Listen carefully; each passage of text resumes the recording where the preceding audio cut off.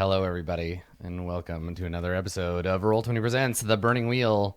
This is kind of the beginning of like a sub season, the beginning of a new arc, I A sub guess. season, or is this like the mid Well, season it's break? it's it's Did we have like confusing. a It's Walking confusing, Dead yeah. style season half break thing? Pretty much. Like there's no actual break, but like we have these arcs because like this is our third kind of chunk of series 3 of Roll20 Presents The Burning Wheel, of which there are multiple semi Seasons. interrelated series. It's a whole complicated I, canon. I like the semi interrelated because I feel like the series three is the one that was like, and we go somewhere different. You know Well, what I mean? it's yeah, like it's the one that we didn't set out to be interconnected, but have found That have connections found along the yeah. way. Yeah, Yeah. yeah, yeah. Anyway, All welcome of back, them meet everybody. their Stygia. Yeah, well, Stygia is the seed, right? That's the key. It's the thing that's been true in all of them, I guess, and the wheel itself, which we've seen a number of times. But hi, friends. Hello, welcome back. Hello. How's everybody doing? How are you, Andrew? How are you feeling? How recovery wise? Are you doing good? I'm feeling Still got that wound die? extra medium today. I can eat solid foods and stuff. I just have to. Hey. Hey. I was gonna ask you to make a roll to grit your teeth, but I feel like that's a sensitive subject. So Yeah. Hey. I think that would just make it worse if you Brutal. tried to do that. So, well, that's good. Well, I'm I glad. have less teeth to grit now, so maybe it'll be easier in the future. I feel like Less there's a threshold there, though. less You don't. total volume of teeth, Yeah. thus. I mean, we round down, so now that I have a couple less, I've dropped one step. Right. Right. I remember there's a trap in a DCC adventure. I can't remember which one, where if you fall prey to the trap, you lose 1d4 fingers. And I always love the specificity of those things in role playing games where it's like, yeah, this trap like scissors out and grabs your hand and you take this much damage. Also, this happens. Yeah, you lose 3d6 minus 4 inches off of your fingernails on the hand. God, that is terrifying. I think the one thing that like squicks me out the most of anything is like hand or finger damage. It's Mm. the thing Mm-hmm. Mm-hmm. Not for me. They're not very eyes. sensitive. No, not eyes, hands and fingers. Eyes are the worst. Oh god, Dead Space. Oh Right, Dead Space, Blade Runner. I feel like the thumbs and the eyes thing is a very common way to show that a character is like pushed over the edge. yeah, What it's did true. Blue Jay? We were watching something recently where someone got the old Hannibal. thumbs in the eye. It was Hannibal. That's right. Hannibal. Yeah. Hannibal is not a good show to watch if you have any kind of sensitivity about body part removal type. It's just a whole I'm not thing. really sensitive to gore in that way. I think that for me, it's probably the like kneecaps. Oh 'Cause yeah. I've had a Yeah. lot of like knee problems and like been like, so when people are like doing the whole mafia boss like kneecap hitting, It's I'm also just like, yeah, "Oh!" traditional place for Ah. someone to get. Yeah. But also getting shot in the legs or knees is like a thing. It's a thing, that but, like, comes up, it's not but it being comes up as shot. like a mercy, right? Like I'm thinking of like Terminator 2, where he's Yeah. like, you can't kill anybody, and Arnold's like, I will shoot them in the legs, and then he just does that for the whole No, rest no, of it's the not being shot. It's very like it's more like ball peen bludgeoning. hammer. yeah, like Mhm. what's it, bludgeoning damage. The one that Yeah, gets where they- me, the one that gets me is the scene in Outlast. I don't know if any of you have played Outlast. No, I can't. Like I tried. There's I a tried to play scene- it, and it made me There's too a scared. scene with a pair of garden shears Oof. and somebody's hand. Ooh. Put it that way. I feel like that's like there's a thing. It's this whole thing. Like Eli Roth built his whole career on it of trying to be like creatively gross in that way, and and it's like you can tell when someone's trying really hard. You're like, oh, okay. I feel this- like you're I doing feel like this. Outlast is one of those games for me that's like a Mhm. problematic fave. You know what I mean? Yeah, Like it's. I knew that game well enough to speed run it, but I was so squicked out by it. Like, I tried. I tried to play Outlast when it was. I think it was free on like PS Plus, right when I got my PS4, and I remember playing the first like 10 or 15 minutes, and I feel like for me at least, the game itself wasn't that scary, but my impression of the game being scary, like I was like, this is going to be a scary game, and I'm really anxious about when it's going to be scary, and it could just never have once you happened. know all the triggers, it's easy. Yeah. Yeah. I remember like some of my first Twitch experiences were actually I was in person watching my friend who was a streamer play games like Outlast and Slender Man, and I was just like hiding behind her like full length anime body pillow. So that's a good question, right? So Blue Jay, I know you don't play scary games on stream. No. Elf, is that a thing that you've done? I groove to certain scary games. I think the thing is like I don't like blanket across like let's do scary games and let's play every scary game that comes out. But I played Outlast. I played Outlast 2. I played the Resident Evil stuff. I don't know, like there's stuff that I like. Yeah, like I think some people definitely gravitate to that, to like I'm fun to watch when I'm scared, so I'm gonna do I'm the not a scary good game scared thing. reactor. I'm sorry. Did we just list Resident Evil as a scary game? The It can newest be. one, not Oh, the like God. older. I- Try to be scared Resident- by- Firmly in Resident comedy for me. Okay, Resident Evil 7 is pretty scary, okay? Like yeah. I am fun to watch when I'm scared, but I cannot act Mhm. when I'm scared. So, like, if Adam were to come and play, he could just laugh at me while I was terrified. But I can't like do the game playing Sure. Yeah. because Yeah, I tried playing Alien Isolation, and I got through the tutorial. That's another one I played, yeah. That was it. I couldn't do any more. I can't.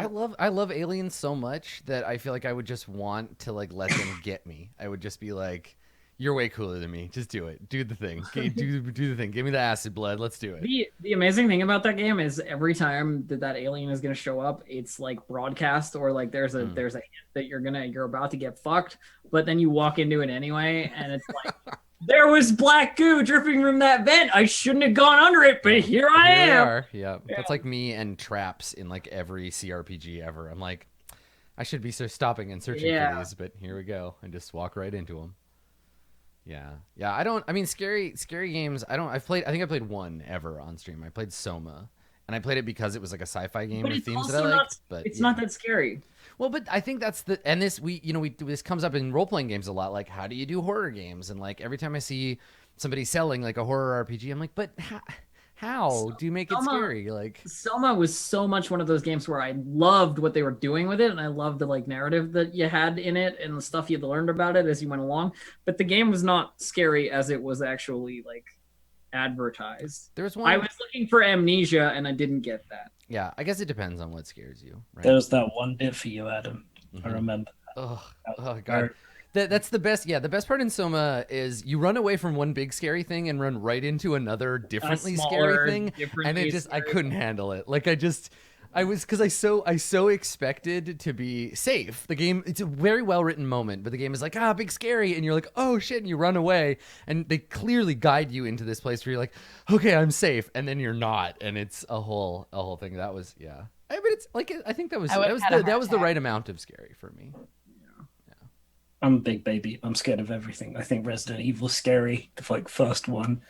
I mean, can barely play Prey. I get too scared. I'm awful. BioShock freaks me out. I think it's easier to be scared by video games than it is to be scared by tabletop games, because That's definitely true. when yeah. your friends are trying to scare you and they're like missing the point, and there's like a group of you, like I think a one-on-one like horror RPG might work, but I feel like horror games tend to just go like shock or gore or like creepy or like gross, rather than like that's much easier to do than actual like fear or tension.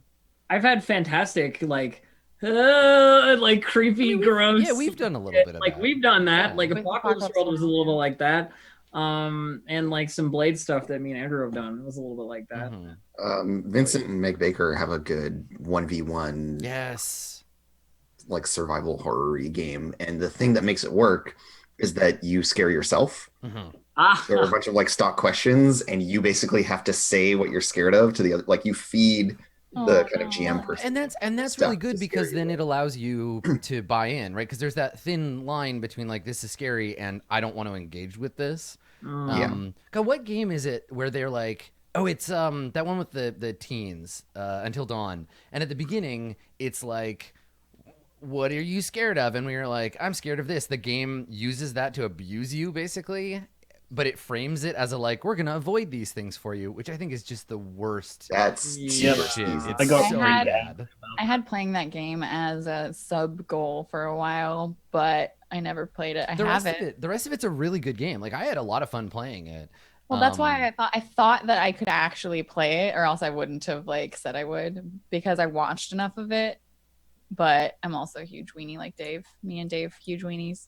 Basically, I feel like horror is like people who go to watch horror movies, it's a similar experience to people who engage in like kinky stuff, where like you buy in, yeah. You do it with yourself and the movie, but then like to do it in games or other stuff, there needs to be good consent and like.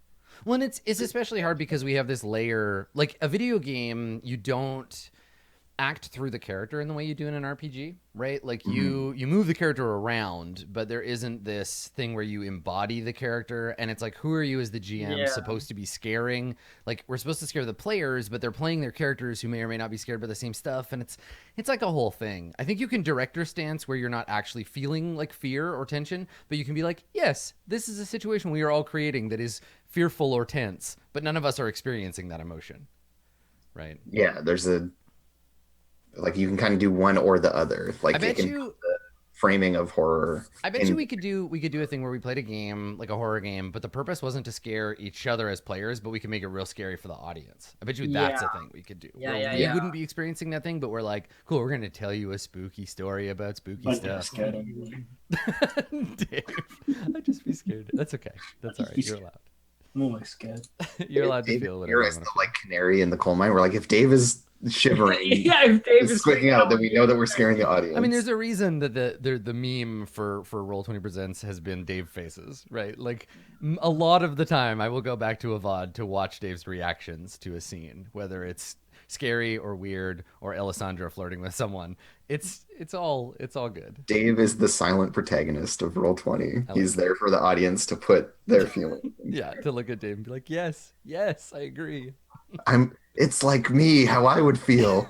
It's just like that. Like me, how I would feel. That's nice. Like that. That's good. Yeah. That's a good place to be. So last time we played Burning Wheel, we made some adjustments. We earned some traits, and we did. And we're jumping ahead a few months. Things have been 3, right? Yeah, things have been settled a little. It's still winter. It should, I guess, probably be almost summer now. I think, no, it's like we're like a good way into summer. Like it's almost fall again. Because it's been almost like 6 months. Mm-hmm. Oh, at least, yeah. Because we've done 2 downtimes of like the last one was I think a month, and this one was 3. So, and then there've been a few before that. So yeah, time is moving. We're coming up on the anniversary of the summoning of the Angel of Winter.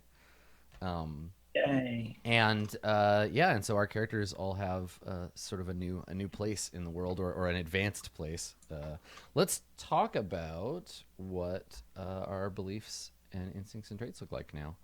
Cool. Is there anyone amongst you who has a full set of beliefs who would like to begin? Okay. I do. Excellent. I got one. Good. Or like I wrote them all like 10 minutes ago. Good. And that's fine.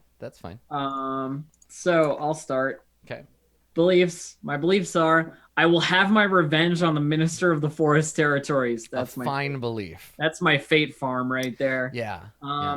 I'll find a way to keep myself sustained. I'll talk to Truth and see what he knows about the living dead. And the witch Agata knows about magic. I'll see if she can help me with my cursed existence. Brackets, also my revenge. Right. What do we know about Agatha? She's a vengeful magician. Let's go see what she's about. Mm-hmm. I mean, she's in a church right now, which is a problem for me. But yeah, we'll see how much of a problem that is. Yeah. Because we know it's sanctified ground for the choir. Yeah. So. And then my instincts are, whenever an Easterner speaks of religion, laugh, still in there. Always keep a knife where no one can see it, still in there. Mm-hmm. And then the changed one is the boasting one, which I have changed to whenever I'm in public, disguise myself. Yeah, and this by default is disguise yourself as someone who is not dead. A corpse. Yeah. So yeah. put on some blush. I'm gonna ask some questions when we start and we're setting a scene or whatever. Yeah. But like, it's been 3 months. How bad am I? You know I mean? Right. Like, I think we can talk about that now. Like, you don't have any traits that represent your degradation yet. And I think the way you're going to get those is passing of time. So if we do another downtime session or whatever, we'll probably give you a trait then. Or failures on rolls, right? That's an opportunity for me to be like... Or even injuries. Yeah, exactly. You get in a scuffle with the town guard and he yanks your arm off. So yeah, like significant failures can result in those kinds of things. But I think for right now, as long as you keep yourself fed, you're pretty much okay. And I think that's something you would have. Yeah, that's something you would have learned in the 3 months, is that like if you try not to eat human flesh, then you start to dissolve. But the shoveling of human meat into your maw keeps you with a fresh glow. Like a daisy, Fantastic. a cannibalistic daisy. Good to know. But you don't, you don't understand why or how any of that works. And unless you circles him up, Saltpeter has been like, no, he doesn't care. Live your own life. Oh yeah, that's also true. It's really, really fucking cold. Yeah, So yeah. I'm nice and refrigerated when I'm outside. Jeez. Yeah. So traits. Okay. So yes, your traits. Traits are off kilter, scapegoat, ashen eldritch, bootlicker, hungry, dead, dangerous. Die traits are numb and slave to the power of death, and call on traits are keen taste, the fool, and cold-hearted. I would love to take a screenshot of your character sheet and go back in time like a year to the first session and be like, look what happens. Look at you. Look where Joy ends up. Yeah. Cool. All right. So we have the ghoul Tahira. Agatha, do you have your beliefs worked out? Yeah, I'm going to go into 2 because if Elf is going to come talk to my character, then I should write anyone. Keep a spot open in case I want to be like, I must destroy this horrible zombie, or I will help Joy do whatever cool vengeful plan she has. That sounds great. Mm-hmm. Yeah. Okay. So my first belief will be I must end this curse, specifically the winter. I will start by finding its source. Mm-hmm. What a terrible 8 months to have a curse. Yeah. So many curse. I'm gonna have the Castlevania music stuck in my head the whole rest of the session now. And then survival is what matters. The traditions and the people must survive this cursed winter. Mm-hmm. And that one is going to become significant starting. I have an idea about our opening scene that, though Agatha may not be present, overarchingly it will become significant. And given the target of Joy's revenge, I expect everything will line up nicely. Yeah, it could very well be. Yeah, I think if we're looking based on these 2 characters, if we're looking at a potential antagonist for at least one branch of the characters, the Minister of the Forest Territories, as played by Carrie-Anne Moss, could very easily fit that role. I forgot that we cast her as Carrie-Anne Moss. I forgot that we cast her as Carrie-Anne Moss. Now I'm imagining Carrie-Anne Moss shoving a longsword through my chest. That's amazing. You're like, that's badass. I'm totally okay with that. Like, I need to completely reframe my beliefs in a much more erotic context. Excuse me a moment. This goes well with the tweet I had yesterday of Arcturus with Access Guide to Women Who Could Probably Kill Me in TBH. I'd be fine with it. Yeah. Carrie-Anne Moss is one of the minister of the Foreign Territories. Her full name is let's see, what do we call her? Like Anna Maria or something. Yeah, it's hard because if you're from Canada and you listen to the CBC at all, they have a very prominent reporter named Anna Maria Tremonti, and every time I hear every fucking time I hear the name Anna Maria, I'm like, Anna Maria Tremonti from the CBC? Tremonti? She doesn't know how to use a sword as far as I know. I can't remember. We don't have a character sheet for her yet, so she's a treehouse person, but I can't remember what her full name is. But she's the minister of the Foreign Territories. Lives in a treehouse. The House of Trees. I don't know. I'll find it. It's in my notes. I also was looking for and couldn't find where I wrote down the name of the place the Magus is from. I know I came up with one, but I didn't write it down, which is a really stupid move. What, you mean like the like Magus Russia land? Analog thing? Our like weird Siberia thing. Yeah, you definitely said it. I definitely said it because I remember there was a conversation about it in chat. So chat, if you remember what I called it, you'll just let me know. Put it in the comments. Put it in the chat box. Okay. So cool. Let's talk about your instincts. They are. When my coven is with me, teach them something. Never put something back in the wrong place, and always speak truth to power. Might change that third one. We'll see. Because you're sort of becoming power. So your coven consists of the ambiguously damaged Sister Sufferance and the much less ambiguously damaged Serica, who kind of needs a new name because she's not really Serica anymore. I'm gonna put her on the list just as the burned girl.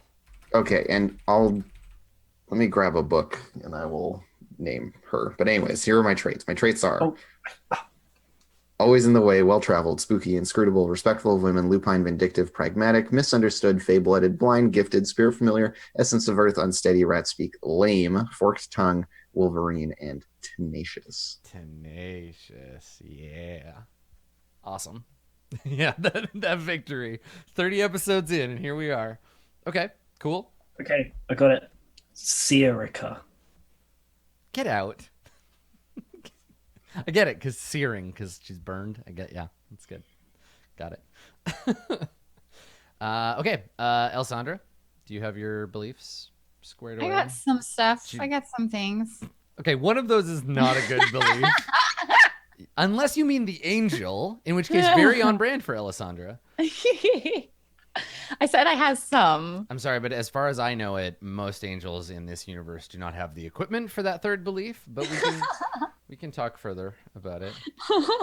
Yes, get out your sorcery book. Okay, so please, your beliefs. The kingdom is in danger of falling apart. I must make it sound again or face rebellion. So what will you do? I agree with the first part. The kingdom is in danger of falling apart. What will you do to make it sound? I think that the first task, and I guess like I can addend, is basically to talk to the like council of white men that I have. I mean, most people in Carpathia are like light brown, but yes. Sure. Yeah, talk to the kings, or I guess the regents circle, and figure out things to do. Okay, so maybe change that second part to I will consult with my advisors on their opinion. Okay, I will consult, I guess, with the king. Like so they're not called the kings anything. They're like the advisory council. Okay, with the advisory council. They serve the kingdom. They serve the like the throne. So for now, they. Okay, so I'll consult with them. Yep. And then my second belief is now is the time to grasp for the throne. I will persuade the council that the queen is dead and we must move forward.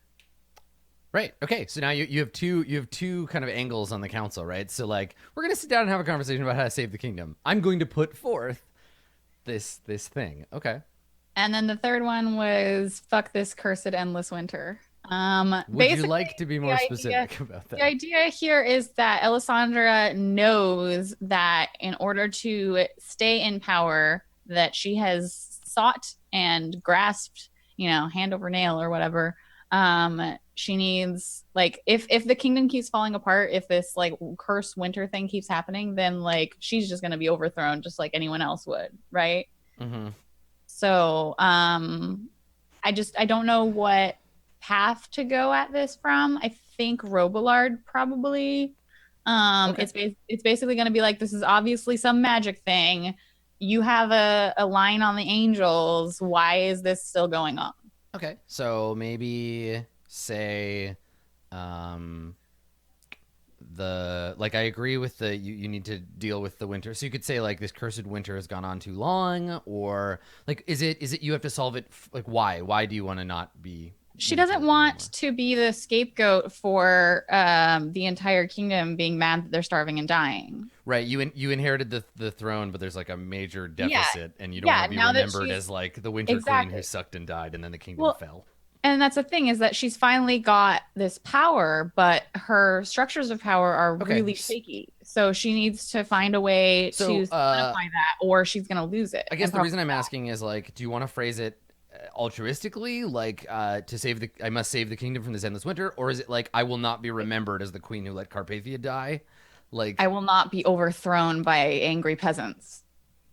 Okay, so it's about like it's about solidifying her hold on the power that she's like worked so hard for. She doesn't care about how she's remembered. She wants to keep this, and the only way to keep it is to make sure that they don't fucking destroy the weather. But you blame the winter in part. Yes, because they're starving. Okay. We made the point that like we just for the nobles stole a bunch of food from the peasants, right? I mean, the nobility can't really steal anything from the peasants because Okay, everything but- the peasants aren't legally allowed to own things.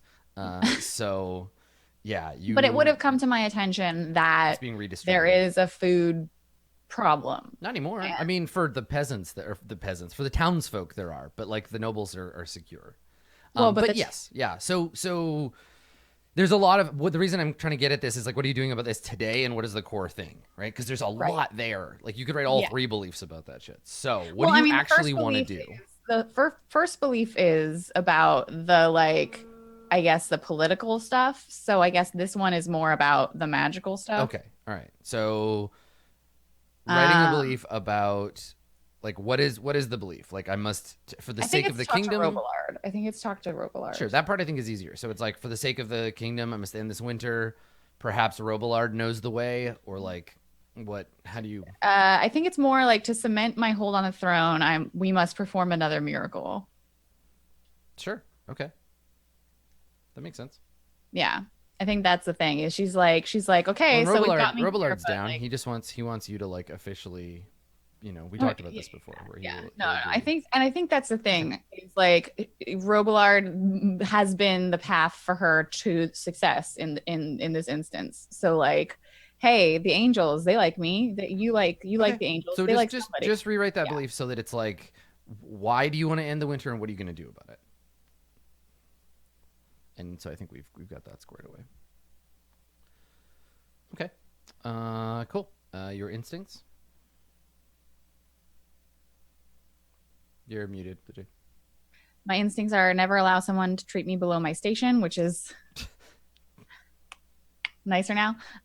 Always redirect violence away from my person, and whenever I meet with a member of the court, recall a piece of gossip about them. I think I want to like manipulate that to be like have leverage against them, or like whenever I form a relationship with someone, make sure it includes like having leverage over them. I don't know. I'll think about it. I mean, you could add another word to this and keep it. Be like, whenever I meet with a member of the court, recall a piece of compromising gossip about them. Yeah.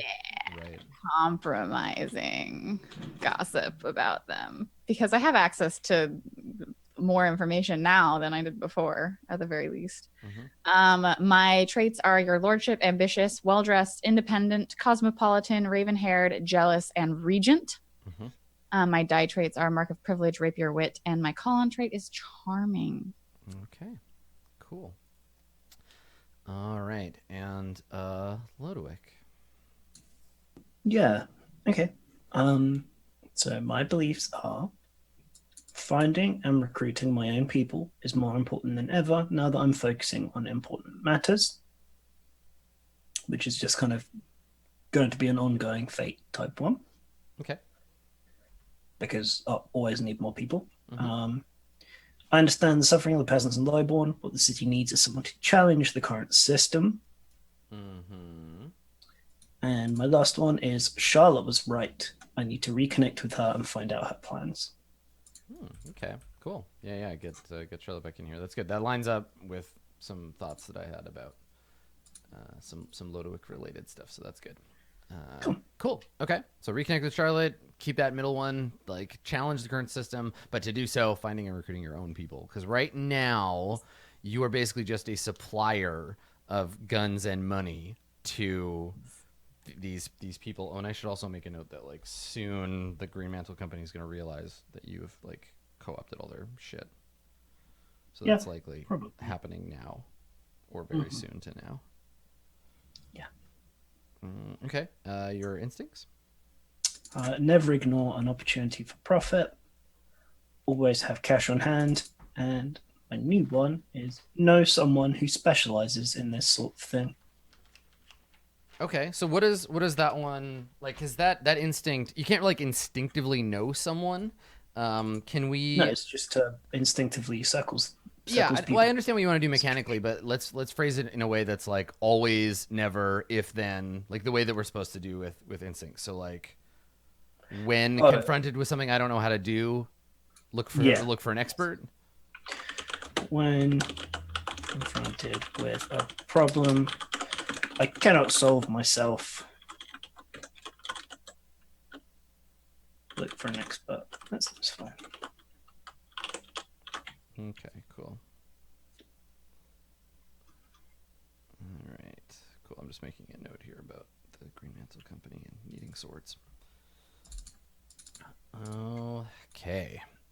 Cool.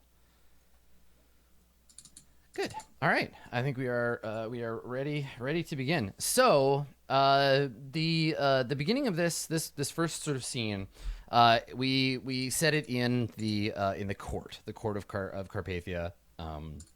And we hear the sound of people wearing male armor, the clanking of male armor, the whispering of green cloaks on stone, and the sound of dragging as a prisoner is being brought before the regent.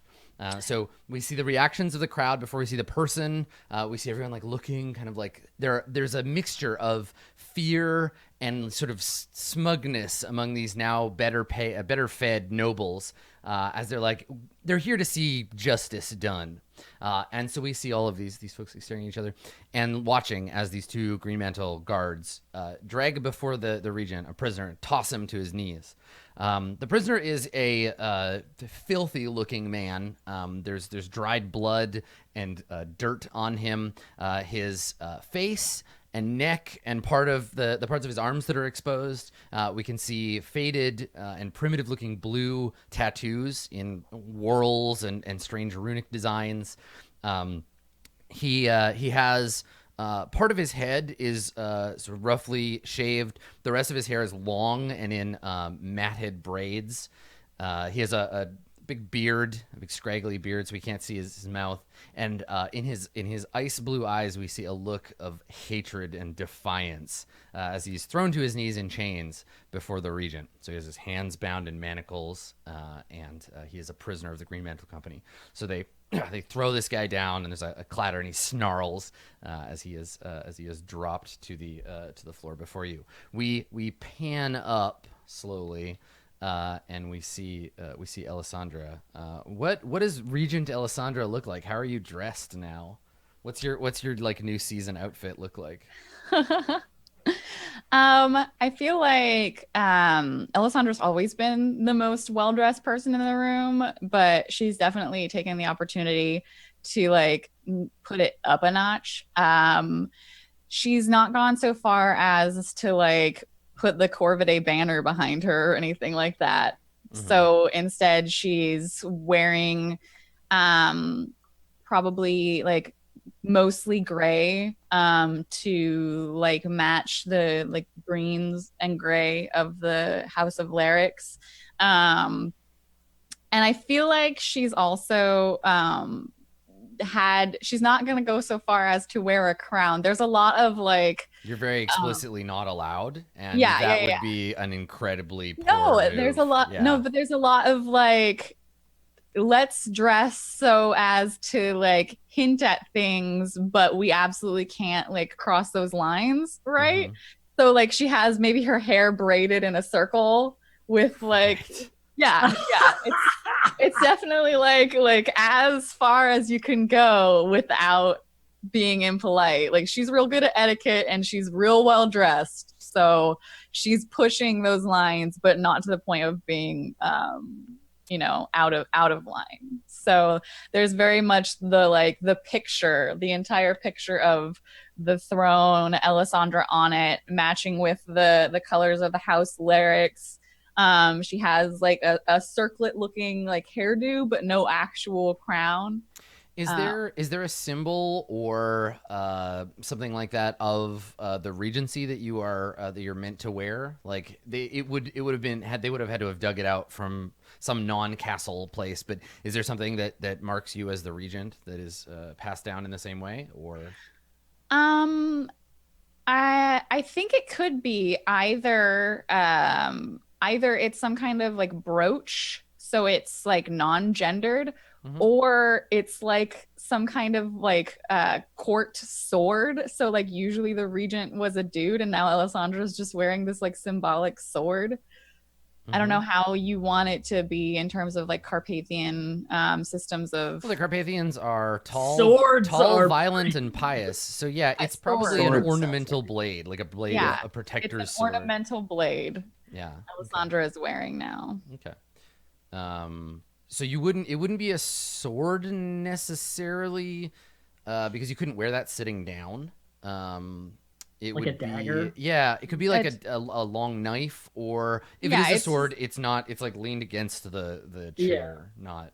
Yeah, it's very much like it's probably some kind of like bejeweled dagger thing. Like it's not meant to actually be used as a weapon. It's a symbol. It's a symbol, but Mhm. because they're like a violent culture, it's a symbol of violence, right? And it was brought here from not the castle, but the Larix estate that Well, is this separate is- therefrom.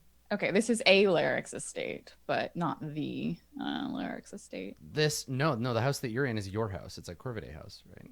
But it was Gavril's house. Yeah, but no, that's not what I mean. I mean like where the king used to live before he moved into the castle. They have their own Right. like estate and house in the city.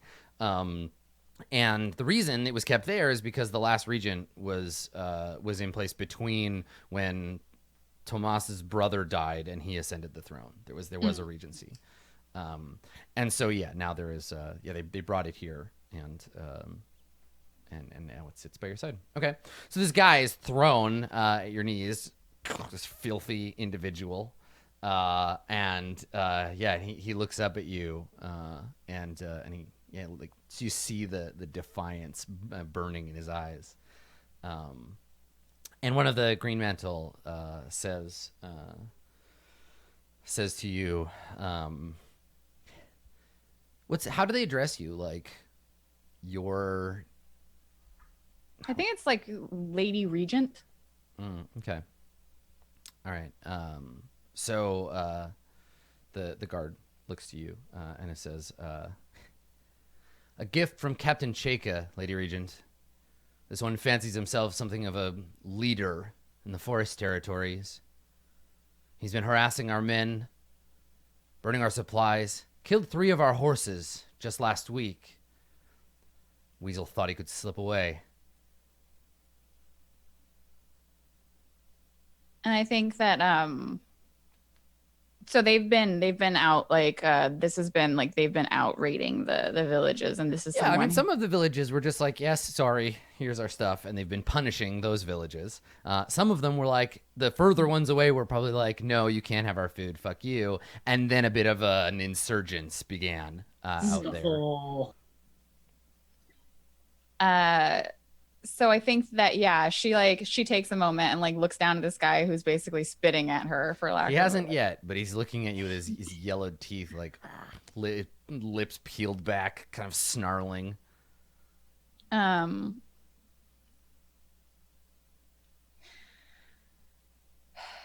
All of this because you would rather not give the kingdom its due.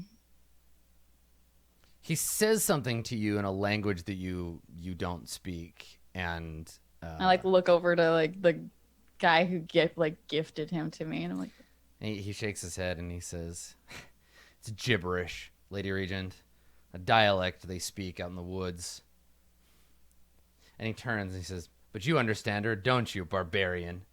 And he gives him like a sock in the back of the head, just like slaps him. And he staggers forward and like turns and yanks on the chains, like, if I didn't have these on, I'd rip your face off.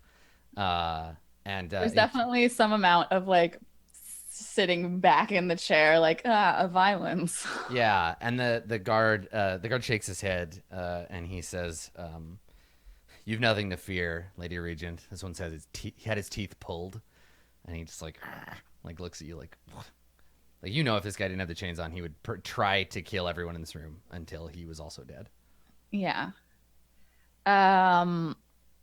So who is this person that's brought him before Just me? like a nameless stormtrooper, basically. Green Mantle guy. Yeah, Green Mantle Green Company Mantle Soldier guy. 1. Okay. There's 2 of them. There's him and then a woman soldier, and the 2 of them are just like brought her in here. They're bit actors. They're nobody important unless you want to make Right. them important. If this man cannot understand or converse with me, why is he here? Sentencing, Lady Regent. Most of our justice is dealt in the field, but we caught this one especially for you. Captain Cheka thought you'd want to have a look at what we're up against out there. The kinds of savages we're having to fight just to keep ourselves alive. So you wish for me to what? Applaud you for doing your jobs? And the two Green Mantle soldiers look at each other like, this is not what I expected. And then they look at you like, you're being kind of shitty about this, but don't say anything. She's kind of a shitty person.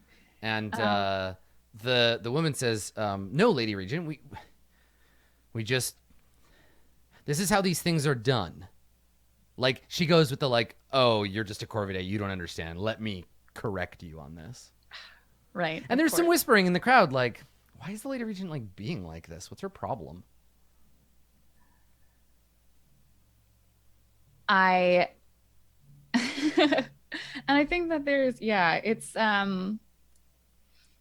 perhaps you are accustomed to bringing barbarians to the seat of the king and having him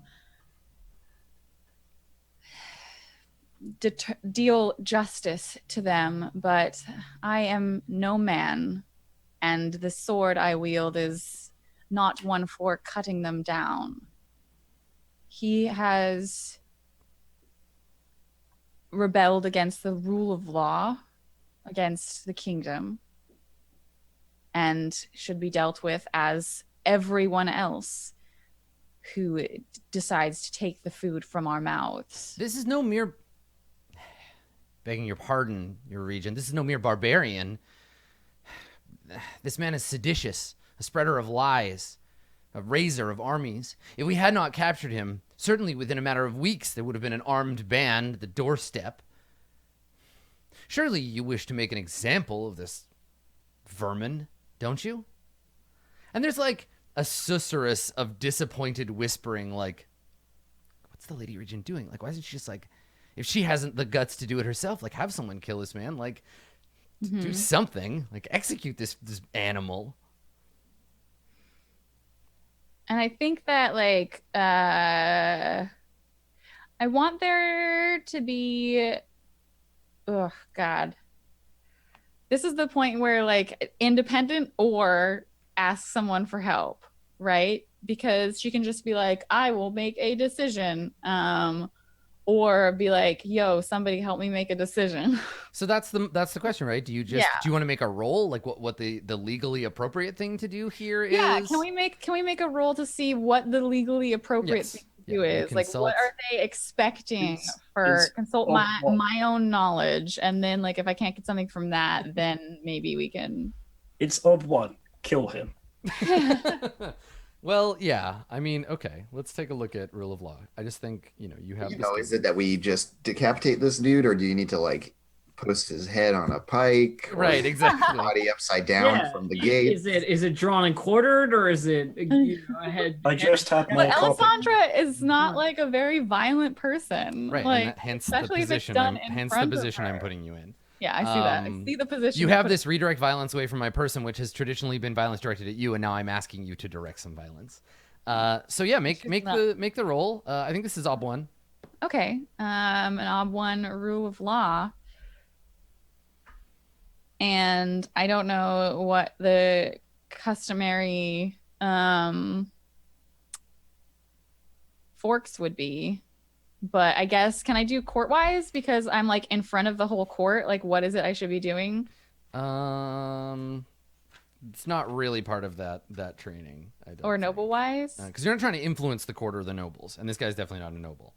I guess like I'm trying to. So the normal forks, yeah. Because you're not presenting a case, you're researching. Doctrine, philosophy, history, and research are listed.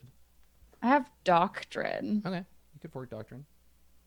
But that's like looking into. This is understanding. Like, no, I mean this is what you're doing. You're you're researching with your own collected knowledge. You're trying to understand what the right thing to do is. You're not presenting. You're not being a lawyer. You're being a. This is also an opportunity for you as the regent with a new religion to be like, oh yes, we do this way now. This is what the choir demands that we do. Okay, but that's cult doctrine, which is a thing I can't fork yet. Yeah, but you can still make declarative statements about shit. But no, on this roll, it's just ob 1, and that sounds like the only fork you have. Okay. Uh, I do it. Okay. Yes, the price for sedition against the realm is death. This came up a lot in your research. There's a lot of reasons to execute someone legally in this kingdom. There are a just ton of like murder. a lot. It's real. Exile's not really a thing here. Also, like legally, he's a barbarian. So he's not a person. You could do whatever you want to him. And who is or isn't a barbarian is really up to the people who make the law to decide, Yeah, right? that's a very So yes, he needs to be. If what they say is true, yes, he is to be killed. He's to be executed. There are lots of ways to do that, and that's really up to you and your whim in the moment, right? Tortured to death, drawn and quartered, or simply beheaded, publicly or privately, killed on the spot. All of those things are valid. Mm-hmm. And for my knowledge as a player, the people who live in the forests are technically also the subjects of the kingdom, right? I mean, yeah. The further away you get from the walls, the less people think of themselves as subjects. But yeah, they belong to Carpathia. On a map, it's drawn around them. They're in the bubble. Yes. Right. Yeah. This guy would be recognizable to generations past as being the barbarian horde that was put down and driven out to form Carpathia, but technically they belong to you. Yeah, so I think Alessandra like sits for a second and is, doing this thought process stuff. And she looks back to the green mantled dude number one. And she says, if these people are as vicious as you say, taking this one man away will not stop them from their attacks on the villages, on the company. Perhaps he has information that can help you to stop those attacks. Find someone who speaks this barbaric language and find a way to get that information out of him. And you get a look from the two of them somewhere between disappointment and like disbelief. Like, what? Seriously? But they're certainly not brave enough to say anything. But some people in the crowd are like, keep this idiot alive? That kiss can't be. And I think at this point, like one of your like advisors steps in because they see you like making this mistake. And I think it's just like, again, like a faceless like bureaucrat type person. Like he leans in and he says, "Lady Regent, certainly the prisoner has already been interrogated. You can see the wounds of the procedure upon him. These people, they cannot be reformed. Simply order his execution. It is what is expected." So he like leans in and whispers this to you and then like politely takes a step back. Now, if you want to like frame this as like the right thing to do and you want to sway the crowd, you're going to have to like justify it to everyone in the room. Like, yo, this is why this is happening. Things are different now. And I think that, like this guy's like, obviously this has already been done. Like they've done their due diligence or whatever in torturing this guy. But I think that Alessandra is like really loath to be like, just murder him. Like she doesn't want to be that. That's what like, everyone in the room wants. Yeah. Right, and she doesn't want to do that. Right. Yeah, sure. You were trying to redirect violence away from yourself. Yeah. So I think that she stands up, and probably this is like the shut up everybody, I'm saying something type of stand up. Right. And she says, violence begets violence. These people will not stop attacking you merely because you kill them. They have not stopped up until this point. I will not continue the mistakes of my predecessors. We will, whomever it was that questioned this man before, obviously it did not do a good enough job. He will not even speak to his lady regent. We will find the root of this weed and we will pluck it out. Okay, you can make an oratory test. Yeah. I like that violence begets violence. Like, It's not a good it thing might to as well say be the to Carpathian national motto. Yeah. Yeah, they're like, sweet, Yeah. more Yeah, they violence. were hype, right? When you started with Yeah. that, they were like, what? Is she saying violence is bad? It's like going before a bunch of CEOs and being like, we should Money just is give our bad. money to the poor.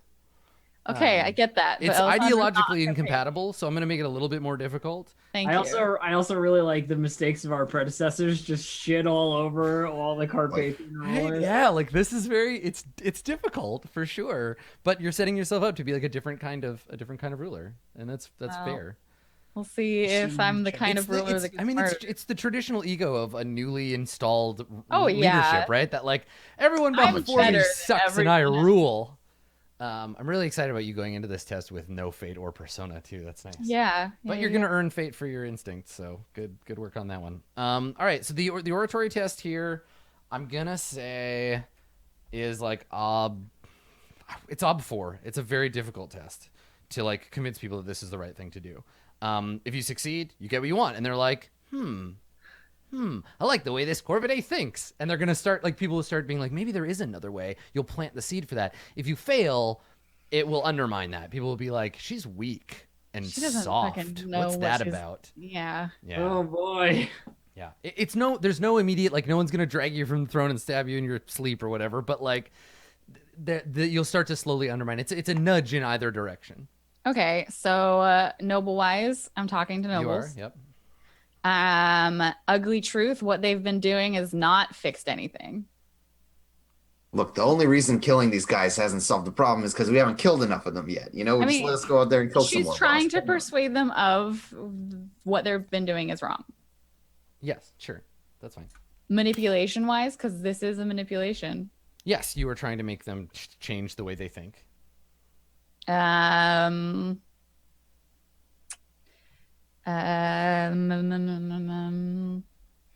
I'm gonna start an Alessandra's approval rating clock. Thanks. Oh shit, political approval ratings. Can I fork in persuasion to an oratory test? Yeah. Persuasion. I didn't do anything intimidating to them specifically. No, yeah, you're being the inverse of intimidating. You're being accommodating, I think, in this case, of like a bad person. I'm just trying to see if there's anything else that I can fork here, because I don't have any persona. So right now they are neutral on you. I'll just keep track of this down here. Is like I didn't refer to the doctrine at all. No. No. There we go. Court wise, this is you're addressing the court. I'm addressing the court.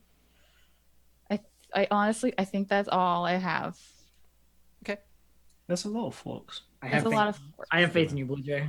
I mean, you might have faith in me, but I don't have any fate. So. I don't. Yeah, I don't and so have we the- see I don't have you. the faith. You stand. You deliver the speech. All of your advisors, including like Robillard and some other familiar faces, like are watching you. Get fucked, me. And you blow it. Blow it Two entirely. sixes in there. I don't Yeah, have but any. look at this faith. big Oh. empty space here from the last session. So yeah, you feel it. You feel like the there's like a flush of warmth of embarrassment that kind of like comes to your face unbidden, and you realize like everybody is looking at you like you're fucking this up.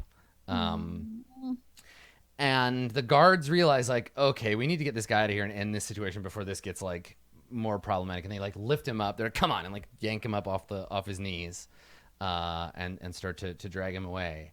And he shouts at you in the Carpathian tongue. He says, "You should have killed me yourself, you pale bitch. I'm going to escape. We'll meet again. I'll tear out your pretty little throat with my teeth." And they're like dragging him off. They're like, come on. And like, so he gets a punch in the face with a mailed fist and like, snaps his head sideways and he spits blood at you as they drag him off. And everyone's just like, oh my God, she totally should have killed that guy. Yeah. And they drag him away to be dungeoned somewhere. I love him. Yeah, he's an angry man. He's someone else's PC. Someone he's not playing right now. And they Right, look. totally. If this game were about the rebellion against the throne, he would be. Yeah. Oh, totally. Yeah. Oh my god, Alessandro would It's be a not great about villain. It's the throne. He's just not I part of mean- my faction. She is a great villain, Blue Jay. That's true. Alessandra's an excellent villain. Okay, so he gets dragged away, and Court is just. So how do you respond? I want to give you an opportunity, and then we'll move on. I feel like Alessandra like sits back down or whatever, because this is the time that people come forward. Like that's why court is gathered, right? Because we're doing a court thing. She doesn't like just sit here all the time reveling in the fact that she gets to sit in the chair. But like she sits back down, and yeah, there's a little bit of the like, oh fuck, I did fuck. Just like I did a wrong. I didn't ask anyone for like advice or assistance, and it obviously fucked me over. And I think that she looks over at like, because probably Robillard is standing somewhere close, and she like looks over at him, and there's this like probably like it's a look that you don't see in Alessandra's face a lot. It's very like young. Like she looks over and like her eyes are a little wide and her face is a little pale, and she's just like, Robillard doesn't smile at you, but you can see a sort of response in his features. He gives you a slight like a nod, and it's like, it's okay, like keep your shit together, we'll talk about this later. yeah, Right, like don't fuck this up worse than you already have, but not like you're terrible, just like it's okay, just like keep your shit together. And he turns his head, and you can see that like a noble is approaching to address like whatever stupid shitty problem they have. Yeah. And then we continue with the whole court thing. yeah, and so that's how that goes. Cool. I had only had fate. There's a very angry barbarian in your dungeon now, and I guess there's no dungeon in your house, so No. they need to take him somewhere, but he's not that far away. Like Maybe a he's room. like in some kind of like maybe the steward's like little house at the gate. Or something. There's a garrison of the Green Mantle Company, so this guy's gonna end up going there. They'll probably end up killing him in prison, basically. Like he'll end up dying by accident, because there's no way the Green Mantle are going to be like, well, the Regent said we should keep him alive, so we better do that. They're going to be like, fuck her. She's an idiot. Kill him. Because I failed on that rule. But maybe he'll survive for a little while. If you want him to be around, you might have to go talk to him yourself. Cool. Okay. So let's, rather than like rush through another scene, let's start with that. We'll take a break. And when we come back, we'll check in with our other characters. Sounds good. So good. Okay, cool. Stick around, everybody. We got lots more Roll20 Presents The Burning Wheel right after this.